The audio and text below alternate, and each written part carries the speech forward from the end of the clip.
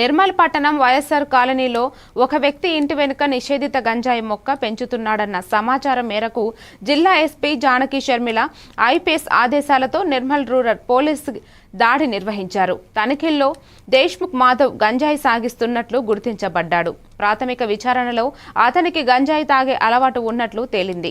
జిల్లా ఎస్పీ యువతను నిషేధిత మాదక ద్రవ్యాల నుండి దూరంగా ఉండమని, చట్టపరమైన కఠిన చర్యలు తీసుకుంటామని హెచ్చరించారు. గంజాయి వ్యాపారం, రవాణా సమాచారం ఉన్నవారు వెంటనే 100కు డయల్ చేయమని పిలుపునిచ్చారు. గంజా మొక్కన పట్టుకున్నాము. మొక్క హైట్ 6 ఫీట్, వెయిట్ 690 గ్రామ్ ఉంది. ఈరోజు గాంజా మొక్క పచ్చిన వ్యక్తి అరెస్ట్ చేసి అండ్ జ్యుడిషియల్ రిమాండ్ పంపిస్తున్నాము.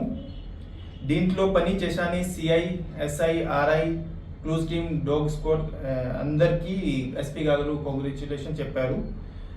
Ganja consumption and cultivation is strictly prohibited, and if any information is there, please inform to police immediately.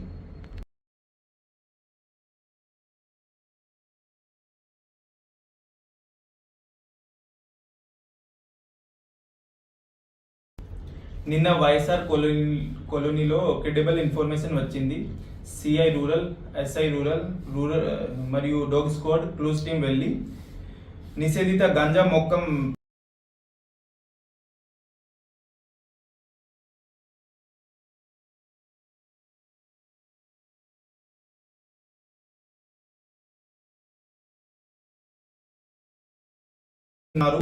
Ganja మొక్క పచ్చిన వ్యక్తి అరెస్ట్ చేసి అండ్ జ్యుడిషియల్ రిమాండ్ పంపిస్తున్నాము.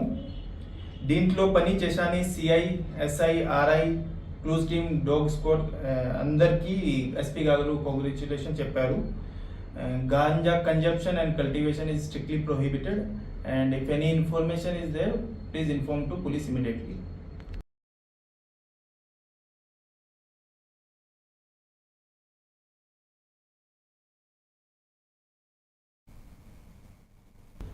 నిన్న వైఎస్ఆర్ కాలనీలో క్రెడిబుల్ ఇన్ఫర్మేషన్ వచ్చింది. CI rural, SI rural